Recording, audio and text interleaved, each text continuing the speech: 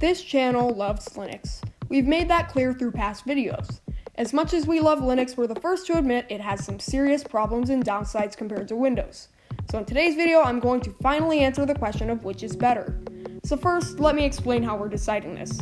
We're deciding off of 5 essential things for operating systems to have: user design, user experience, ease of use, customizability, and support from developers. The results might well surprise you. We'd really appreciate it if you gave the like and subscribe buttons a visit. Anyway, let's get right into it. Now for the first topic, design. This obviously is not the only thing that matters for an operating system, but if it has a bad design, it can give you a bad impression and ruin other good parts of the OS. It's not essential to have a good design, but it's still important. The design of Windows 10 looks like it's in a midlife crisis. Some of the designs look new and fresh and are really modern. Some aspects of Windows 10 resemble Windows 8, Windows 7, XP, and some even resemble 95. They basically just add an overlay on top of the old design when it's time to change it. Windows gets a rating of 3 out of 10 for design. In the parts where it's updated, it looks amazing, but in the places where it's not, it looks very ugly. For Linux, they give you options for design. Zorin looks great. I'll be judging off of Zorin. It looks super modern, it's colorful, and it's clean. One thing that exceeds Windows is the fact that it actually changes the design of the apps you use to look modern. Even if the app doesn't want to, every nook and cranny of Zorin is the same design. Linux scores 10 out of 10 for design. This makes the score 1-0. Linux is in the lead. The next element on this list is the user experience. This means that things are snappy and make sense. If it's easy to use, it gets bonus points. Windows nails this. Windows is super easy to use for pretty much everyone. You can hand it to your grandma and she'll be able to figure out how to use it. In Windows, everything has its place. Windows gets an 8 out of 10 on this. They did an amazing job making it easy to use for most people. However, more advanced features are tucked away and difficult to find. This is great for the average user, but for advanced users, it leaves a lot to be desired. Now for Linux. Once again, we'll use Zorin. Yes, there's other distributions that do things better than others, but I could use Zorin as an all-around good distribution. It represents an average. Linux is just made for advanced users. It is usable by the average users for sure, but it is definitely made primarily for advanced users. Some things don't have their place in Linux at all. For example, on the settings page, design is not a page there. It's a separate app for some reason. You could say the thing about control panel though. This would be fine to the primary audience, but to a new user it can be confusing and frustrating. Linux scores a 4 out of 10 for the user experience. It is good enough for their primary audience, but it could use some work. This makes the score 1-1. They are tied now. The next topic that we're judging the operating systems on is ease of use. Just knowing what you want to do and how to do it without any struggles. First, we will be judging Windows. Windows is simple to use. Drivers install automatically. But the fact that drivers install automatically is not nearly as important as the gift called the executable file.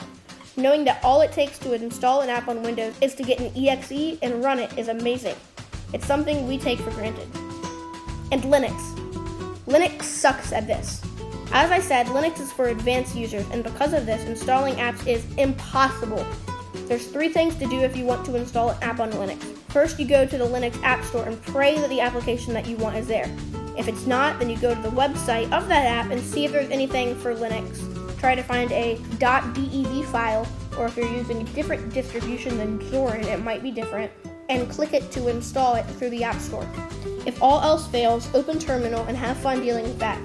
Compared to Windows, this procedure is way harder. Linux scores a 2 out of 10 for this. It is brutal to install most apps, but it is saved by the one-click-away App Store. Even though installing apps through the store is still harder than installing apps on Windows. This brings the score to 2-1, with Windows in the lead. Now, customizability.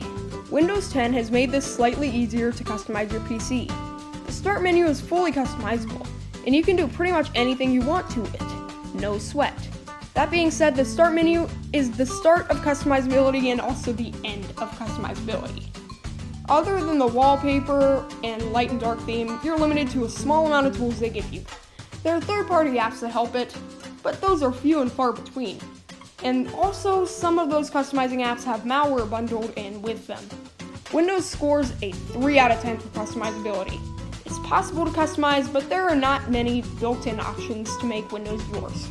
Now, Linux. Linux is open source, meaning you can change whatever you want and see the inner workings of Linux.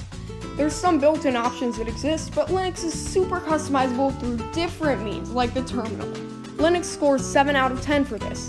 Customizing it yourself as an average user will likely be hard, but if you're advanced enough to understand it, you could literally change everything that is in Linux. Linux wins this round, making the score 2-2. The last one is support from developers. Being able to have a wide variety of apps is arguably more important than the OS itself. Just because Windows is the most popular, most apps support Windows. It's a feature of Windows to me. Windows scores a 10 out of 10. They crush anyone else. And Linux. As the smallest OS that exists, there's not much support for it. Linux is the best OS in my opinion, but is held back by the software devs, something they can't control at all. Linux scores a 4 out of 10. There are Linux apps and Wine runs a lot of the good stuff, but most apps will not run on Linux. That's sad. This brings the score to 3-2. Windows wins. Honestly, I'd still recommend Linux to a lot of people.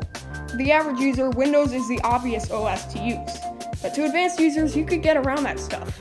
If you're advanced, use Linux. Once you switch, you can't go back. If you're not sure about switching, I'd recommend loading up a VM and putting Linux on it. If you like it, dual boot Linux on your PC. That's what I did, and I never had any regrets about switching. Anyway, if you enjoyed, smash like and smash subscribe, and I'll catch you in the next video.